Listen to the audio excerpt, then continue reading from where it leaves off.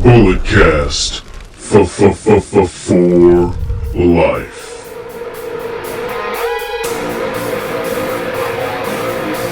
Get up! This is a revolution! This is our time to rise! Look deep within your mind. What's going on, ladies and gentlemen? It is I, the microphone beside Phillip Brandon, joined by the Canadian destroyer BT Brandon Tanguma. 2 weeks away from episode 500. We've got to do something massive, man. We've got to do something big. We'll figure that out as the weeks come along. But BT, Brandon, what's going on, man? Going well. Hello, everyone. Welcome back. Summer's almost over for your child. You're probably going back to school. Sad times, but the rest of the world still rolls on. Absolutely. Lance Anoa'i, a member of the famed Samoan Dynasty, has announced his March 2027 retirement from the world of professional wrestling. He said it's been 17 amazing years, but it's time to hang him up. But he's on a little bit of a retirement tour himself. Aside from pro wrestling, he's also gotten into Power Slap, won the debut fight, lost the second fight by decision. But yeah, man, Lance Anoa'i, going to be hanging him up. Yeah, I mean, shout out, hell of a career. Good for him. But T's and P's. SST and MLW tag champion with Juicy Finale. Had a brief run in NXT recently, but yeah, man. Shout out Lance Anoa'i. That's my guy. That is my guy.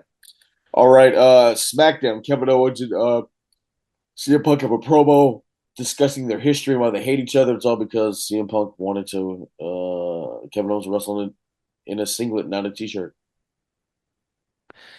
Yeah, they kind of ran it back from last week, doing very similar stuff in terms of, going back and forth and saying why they don't like each other. I thought it was another stellar segment from both these guys. I mean, you put both of them in the ring for 10 minutes, they'll probably figure out what to do. Once again, I think Kevin kind of got the better of Punk just because, kind of a lot of the things he says, I think, kind of resonates with some people. Because if you, look at CM Punk's past, it's not exactly the cleanest past in the world. So yeah, I mean, Kevin Owens is like, you've pissed off friends of mine, 3 to be exact, and Punk was like, well, you need to be more specific. Who are you talking about? And then Kevin dances around it.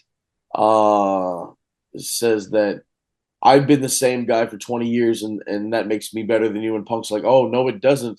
Because you've been the same guy, you haven't reached the levels I have, kind of throwing it back in his face. Eventually Punk says he's going to beat his fat ass in Toronto, and then Kevin rebuttals with, I'm going to pin your bitch ass for the WWE Championship. So going back and forth, good stuff.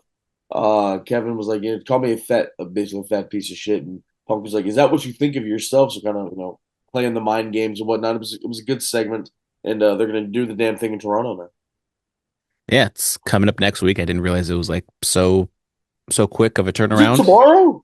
Yeah, it is tomorrow as we're recording this on Friday. So it should be interesting.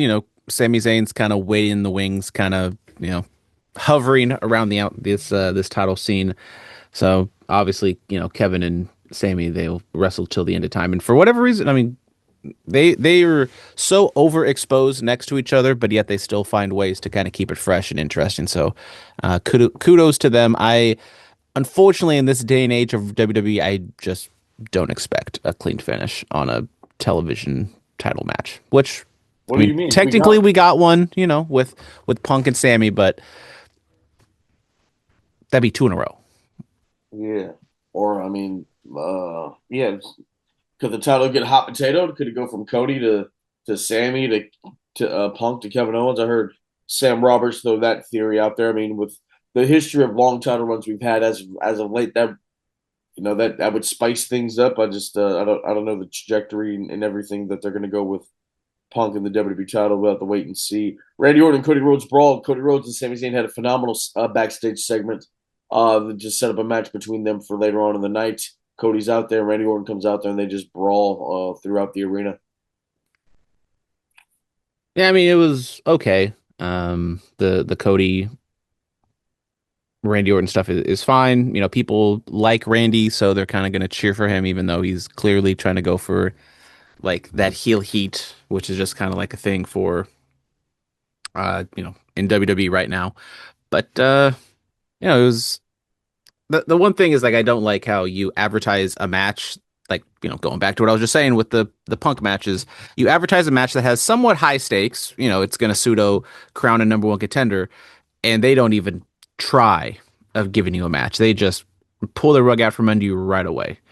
And the crowd will cheer, and the crowd will like seeing Cody and Randy like fighting each other. So in their minds, they're like, oh, the crowd was okay, they liked it, it was fun. But then the television viewer, even some people in that arena, probably wanted to see Randy Orton or sorry, Cody Rhodes and Sami Zayn have a match, and they didn't get that. Well, they got that after the show off in the dark match, so they're good. Okay, but did Sami get his number one contendership match? Um, I don't know. Hmm. We have to wait and see. Let's check the tape. But yeah, Cody and Randy are gonna go at it at Sunday night's main event. I don't realize it was Sunday, man. It's Yeah, Sunday night's main event, not to yes, be Sunday confused with night's Saturday main night's event. main event. Yeah, they're gonna go at it. Chelsea Green and Nick Aldis have a segment. Chelsea's orbital bone was broken the week previous, so Nick Aldis basically has to take the title away. But then he's like, I hear these people and I don't think it's right. So you have 30 days to do whatever you gotta do, heal up, get a face mask, so you can continue to defend the WWE Women's Championship. Gunther comes out there and berates Chelsea Green. Chelsea's like, well, there's only one champion here, and it's me. Then Matt Cardona comes out there to save his wife, and Gunther was like, man, I could call your wife any slur in the world, and you're not going to do anything about it. You can't physically do anything to harm me. Then Nick Aldis makes a match impromptu, and Gunther beats him. Yes, Gunther just was a heel. He was a dick. He backed up his words. He beat Cardona like he said he was going to. So just kind of establishing whatever you want to say Gunther's character again, which I think been he's been fine, but he's not, I don't think they capitalized enough off of the John Cena retirement and the AJ Styles retirement. So maybe they're trying to reheat him up again and just kind of giving him that like stamp of the unstoppable force. So, I thought it was great. I thought, Chelsea came across well. Gunther was smarmy as all hell, and Cardona unfortunately was just was there too. Yeah. Uh, MFTs win the WWE Tag Team Championships. Congratulations to them. The addition of Haku alongside Talatonga and Tamatonga has really helped them out. Yeah, I mean, I think it was good that they got the tag titles off of Priest and Truth because I mean they weren't really doing anything. Truth doing his comedy kind of like drags the whole division down in terms of where they would be at on the card or where people see them. So I mean, how many times have we said, oh, they're getting new champions, maybe they're going to do something to the division or they're going to reinvent the wheel, but it's a WWE tag scene. I am not holding my breath that they're going to revitalize this tag team division. We have to wait and see, man. The women's U.S. title division has been revamped because JC Jane is the new champion. Yeah, beat Tiffany Stratton after Stratton tried to help Chelsea Green earlier in the night after Nia Jax came out and attacked her. So, Tiffy had a little bit of a an out for her losing, and Tiffy, Chelsea was also there ringside trying to help her, and she got distracted a little bit, and JC gets the win. So now all three members of Fatal Influence have titles. They love doing that in WWE. So you know I think JC, she had that first night, her debut, she had like mega heat for whatever reason. And it's not transferred from town to town. So I don't know why, whatever town that was, hated her so much that first night. But um, it's no longer Tiffy time. yeah, Do and you they've been, remember it was like Tiffy time like every week? What happened? I mean, I just think she's kind of stalled out and she hasn't really, like, I don't say gotten better, but I mean, the babyface Tiffany Stratton, I just don't think is like a good character because she's still like the prissy, daddy's girl, rich girl, and I just don't think that like comes across like a likable babyface. And like people like her, she's attractive. She has her catchphrases and stuff, but It's Tiffy time. I just don't. think she's really like clicked as a babyface, like a Rhea Ripley or Io or whoever else you want to compare her to. Well, the song isn't "This Is My Brutality." It's Stiffy Time. It's always Tiffy time. It's Tiffy time right now. Come to think of it. Go on now. Inside the ring, let us know. Oh, I thought Philip was going to try to pronounce the G1 Climax winner. You want to give it a shot? Because I Iowa. because I struggle with the two brothers. Okay, Owe Owiwa won the G1 Climax on Saturday, Sunday, however you want to talk about it with the Japanese time. He defeated Uemura, two just lovely names to try to pronounce here Yui Eri Uemura. in the G1 Climax, and Philip talks up that the John Cena AJ Styles match at SummerSlam when they didn't leave the ring. These two legitimately did not leave the ring the entire 30-plus minute match. They were working headlocks, they were working arm bars, it was a spectacle to behold. It was a fantastic match, one of the best matches of the year, and Owiwa won the G1. We've been talking about how New Japan needs new stars, maybe a couple years too late, but they're finally getting behind some new people. And Owiwa seems to be, not saying he's the pick, but he's kind of the first of this new era to kind of win that G1. And they have created some new stars, and so hopefully this sets up New Japan well for the post Tanahashi Okada era next year's Wrestle Kingdom. And yeah, the G1 overall was not those Omega, Okada, Ibushi, Tanahashi, Naito years, but you can cherry pick, and there's some good matches in there, like the Yuto Ice match where there was like a billion chops at the during the match, and the Takeshita matches were good, and there's some other like good matches from here and there. So yeah, so the G1 Climax has concluded, and I'm just gonna say Owiwa. Owiwa is much easier to say, so I'm just Oh, gonna we say. want shout out to brother. That match you're thinking of is actually Royal Rumble 2017, where they didn't leave the ring. Sorry, I'm Royal Rumble, glad. not SummerSlam. I'm glad these two gentlemen that they followed in Cena and Styles' footsteps. Drake Younger's return to GCW. Yeah, he came back to GCW last week.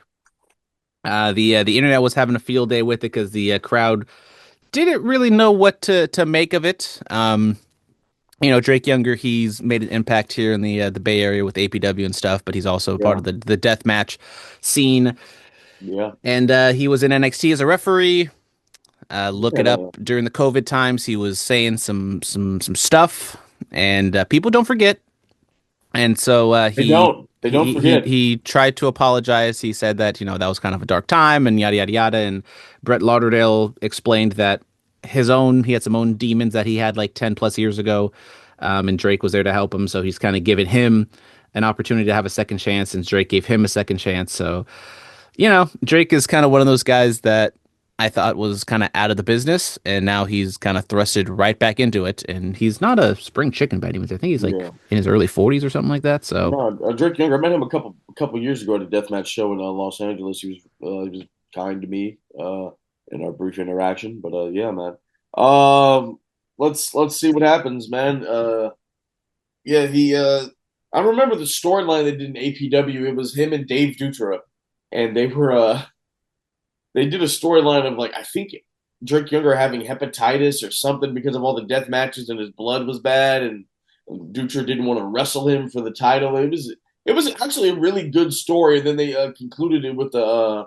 Did you ever go to the garage? I did. I went to the Roland Alexander Memorial Show. That was the last show there and the first APW show I ever went. Yeah, man. It was the. They had the ladder match. Yes, they had the ladder match in that garage, bro. It was crazy.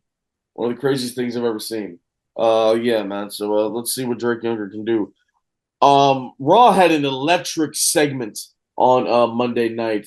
Solo Sikoa is with the Usos, and you see Jacob Fatu backstage, and Jimmy Uso is all happy because he's delivering his younger brother Solo Dolo Sikoa to the Tribal Chief. Everybody's out in the ring. Roman, he went back to that real Tribal Chief character. You should be on your knees begging me right now. Like, look, you got your nice little watch on, you got your glasses on, takes the glasses off, stomps on them. Well, like you owe me everything, basically. Jacob with the tongue and death grip, and Roman tells him enough, enough. Then LA Knight comes out there and gets put down. Before that, Roman Reigns gifts the Usos black Ulafalas because they're the captains of the bloodline. I saw a black Ulafala show up on Oasis Pro, and then all of a sudden it was on Monday Night Raw. I'm gonna just say that. Yeah, yeah. So LA Knight's out there; they're doing the damn thing, and what you call it? Roman tells Solo, "Do it, do it, do it," and then Solo's like, I'm sorry." Then boom, spikes Roman Reigns. The Usos get taken out. And Roman Reigns just gets up. Jacob Fatu is just standing in the ring watching all this happen because he was told to stand down by the tribal chief. And Roman Reigns not only eats a Samoan spike, but eats a BFT. Great segment. Yeah, fantastic segment all the way around. Solo's over, LA Knight's over, obviously, and I think this is an intriguing, fork in the road because I've been talking about how are they turning Roman heel? He's been kind of like acting like a dick. This was like, I don't want to say it was a clear heel turn because we have to wait and see what they go from here, but this was the most obvious heel Roman has acted since WrestleMania 40. since WrestleMania 40. So it looks as though that's the direction they're going, which I think is a good because if they go in that direction, like stick with it, go the heel route. But then it's like, people still like chanting OTC, they like putting the ones up, they like eating. Are they going to change any of that stuff? I don't. That's what I fear is that they want the heel reaction of Roman, but they don't want to take away the babyface aspects of the bloodline. Um, so we'll have to await on that front, but yeah, good segment from Sol. I think you can tell that everyone involved is like really enjoying it. Maybe a little too much because like the Usos were kind of like I think trying to not get themselves over, but just kind of pop themselves with how they're acting around Solo, and yeah, at the end of the day, I think this is kind of setting up a Roman heel turn for Obafemi. So I think, this as much as Solo and Knight are over, it's not about them. I think it's about a heel Roman going against a babyface Obafemi, taking down the entire bloodline at WrestleMania next year. Oh man, we shall see. Um, Solo Dolo for Money in the Bank. The match or the pay-per-view? Because I think LA Knight's obviously next in line. I'm talking about Solo Dolo to win the briefcase. I mean, that's a possibility. Typically Money in the Bank is a heel uh gimmick. So, but Solo, he could almost be like Brock Lesnar, where like he kind of turns the briefcase into like a bit of like a something he's using. Maybe I don't know, but I mean, I haven't like really looked at the roster to kind of see who would be a good fit. I think maybe the better fit would be someone on SmackDown, but then also the SmackDown men's division isn't like. Oh, Well, I Solo's mean, I tech- mean, if Sammy were to win the Money in the Bank briefcase, like that would make so much sense for him. But Solo's technically still a SmackDown guy. mm, couldn't couldn't tell by watching Raw. I mean, you have to know these things. You have to know the things. Obafemi versus Braun Breaker has been made official for Sunday night's main event. Obafemi with the Braun impersonation, spot on. Yeah, this is a pretty big match that they're kind of throwing on Sunday night's main event. It's kind of one of the few fresh matches that they have, and they're kind of, I don't say blow it, but they're kind of going to it when it's not maybe, as big as it could be because people thought like maybe this could have been a possible WrestleMania main event, and it still could be. Who says It's we're getting a finish? That's the other thing is there's so much like it's a pseudo television show. It's kind of a second level PLD, whatever you want to call these Saturday night main event shows. It's a network special. A network special on the cock, or on YouTube if you have a VPN. Um, I heard Peacock's going up. well, also if you guys have YouTube Premium, which YouTube Premium once you switch over, you can't go back. You get I Peacock for thought it free. was. I thought it was once you go black, you can't go back. Well, that's another thing, but I digress. But yeah, so if you got YouTube Premium, you get the cock for free. Not well, relatively soon. I think like early 2027. Finally, I got ESPN Unlimited with my YouTube TV, so about goddamn time on that front. But yeah, Oba and Braun, it's they're setting up something between Braun and Paul. I don't know if it's a full blown breakup or Oba and Paul get together because that wouldn't make a ton of sense unless Oba Femi's turning heel, but I don't think that's going to happen. So, and like you said, I am not expecting a conclusive finish in this front. All right, we shall see. Chad Gable and Rey Mysterio battle it out for the Intercontinental Championship. Some callbacks to Mysterio's matches with the Olympic gold medalist Kurt Angle. Good stuff. And then the Judgment Day beat down Becky Lynch and Stephanie Vaquer. Yeah, I mean, I've been saying that the way for Chad Gable to get over is just to throw him out there and have really good matches. And unfortunately, like in the landscape of WWE, that's not what they do. They don't like just have some guy go out there for 15, 20 minutes and just wrestle. And that's what they did here with him and Ray.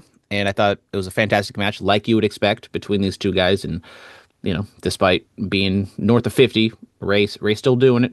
Um, Hey, man, those are the powers that come with being the AAA general manager. and I mean, you could tell like how good the match was because people. Well, I think at the end of the day, people like Rey Mysterio more than Chad Gable, but they really did want to see Mysterio win that match. And then once Gable lost, they're kind of like disappointed. But I don't think it hurt Gable by any means by the crowd kind of going against him. But like I said, I really want them to showcase his wrestling more because that's how we get over. And then the women's front, same old, same old. I'm not a big fan of having two baby faces bicker at each other because neither one of them come across likable. But yeah, also shout out Stephanie Figueroa. I respectfully, of course. Yes. The internet loved her. Yes, yes, yes. AEW. Yeah, AEW Dynamite, the penultimate episode of Dynamite before All In, which takes place next Sunday. A lot of matches and a lot of angles as well as you'd expect. Kind of the show before the show is kind of like the big one in terms of all the angles and stuff. Fletcher and Takeshita, they had a little promo, and then Takeshita came out and they brawled. So setting up their triple threat with Okada. Okada set up backstage promo, just very smarmy. Putting over Fletcher, but clearly there's a little bit of tension there. So I don't know if they're setting up a Kyle Fletcher babyface turn. But yeah, there's definitely something there to where there's maybe going to be a blow up between Fletcher and Okada. If it doesn't happen at Wembley, it might happen sooner rather than later. We had the Kenny Omega Will Ospreay sit down with Renee Paquette, and I thought this was good. Kenny, we'll talk about later. He really dialed up the heel or villain aspects of his character in this feud. Like when they started off at the very beginning with that back to back, which I thought was phenomenal. It was a little more subtle. It was more like choose your own adventure, choose your own guy. But this one clearly kind of sets up Osprey as the babyface. And Omega still had like some solid points, and he didn't come across. I mean, he came across kind of dickish, especially with his last line he said. He talked about Osprey's kid. So they're clearly kind of setting up the more traditional heel babyface dynamic between these two guys. But I thought it was a pretty good segment between these two. Maya World retained the TBS title in a four-way with Persephone, Hikaru Shida, and Chris Statlander. Maya rolled up Statlander for the win. So probably not over. I don't know if they're going to run it back at Wembley. Maya World and Willow are going to have a match on Collision this Saturday for Willow's title. I just don't know why they do stuff like this because no one expects Willow to lose before All In. So probably angle or non-finish incoming. I don't think they're just going to have Willow beat the TBS champion clean as a sheet when they're two baby faces, but we'll see. We did have the Continental Cup continue with Mox defeating Jay White and Nigel McGuinness defeating the Hechicero. So I would think maybe we're on a crash course of John Moxley taking on Nigel McGuinness at Wembley, but we'll have to see. After the Mox White match, the Dogs came out. Gabe Kidd made his return to Dynamite, so excited to see that. Brodito and Hangman made the save, and then Ricochet and everyone came out and yada yada yada. Hangman kind of threw down the gauntlet, saying that anyone who wants a shot at these trios titles can have it. Then later on in the show, Swerve said anybody, and clearly that is hinting that Swerve is going to have some friends with him. And then people are jumping to the conclusion that that probably means that the New Day will show up and will be the Swerve's partners. I don't know what to make of that because, I think you kind of want to have Kofi and Xavier, Kofi and Austin, whatever their names are going to be. I think you want to have them as baby faces to begin with. But if they're so dead set on kind of fleshing out this heel New Day persona, maybe that's why they are going down this route. So Um, we'll wait and see. Willow and Mercedes had an interview kind of similar to the Omega Osprey one, but this one was definitely more kind of hostile towards each other, and that led to a brawl between the two. And then at the end, the Elite, Kenny and the Young Bucks won a trios match, but then after the fact, Osprey came out and they kind of jabbed a little bit and they brawled, and then Kenny kind of snapped and put Osprey through a table on the outside with a one wing angel, and this was. We talked about the heel turn of Roman Reigns. This was the heel turn of Kenny Omega. He really kind of dialed up the crazy zany aspect of his personality, which I didn't like. I thought it was just kind of like such a sudden jolt and such a sudden shift that kind of made it, I don't say unbelievable, but I just didn't like it. I thought I liked the more subtlety, the more nuances of, two guys really wanting to wrestle and prove that they're the best. And then now Kenny has kind of switched and kind of become more of just a basic crazy heel. So I'm not the biggest fan of kind of how they're portraying Kenny Omega in this feud right now. So yeah, that's Dynamite. Overall solid show, but not loving the direction they're going with the main event. But at the end of the day, it's going to be a great match. So it's going to probably be on moot because Osprey's going to win, and Osprey's going to get cheered regardless in Wembley. So I don't know why they're going so heavy with Kenny. I think a subtle heel is fine, but they really kind of turned it up to 11 with that closing angle, and they also risk hurting both those guys. Doing a spot from the ring apron to the outside with the table. Like if someone got a concussion or someone hurt something or a wood, spiked him in the ass or something, that could have been all bad. But yeah, that's AEW. Next week we'll preview All In and see what they got. Indeed, we will. But what we are going to preview this weekend is Oasis Pro Full Send, August 22nd, Saturday, live at the Grand Temple Arena, 1275 San Pablo Avenue, Berkeley, California. Doors at 5, bell time 6 p.m. You have a fans bring the weapons match, Melon and Mafia versus Melon and Empire. You have the Pacific Seas Championship on the line as Chima defends once again against Bishop Dorian. Will SPS get the power of Oasis Pro back from Oak? And then there is a Pacific Seas number one contenders gauntlet. You have Brian Joseph, Damo Anoa'i, Luca Del Sol, Mia Sweets, Jerry Gigolo, and a mystery opponent. And yeah, man, a lot is going down. You don't want to miss it. It's going to be chaotic. Also, I will be at the Ugly Dojo Friday night, Sacramento, West Sacramento, I believe. Yeah, pull up. Go if you're in the Sac area, go support Ugly Dojo. They always put on a great show. But if you're in the Bay Area, even if you're in Sac, come to Full Send too. Look, if you're in the Bay, go to Sac for Ugly Dojo. If you're in Sac, come to the Bay for Full Send Oasis Pro. You don't want to miss any of it. We'll be back next week with the week that was in the world of professional wrestling. As always, be safe and stay dangerous. Yes, sir.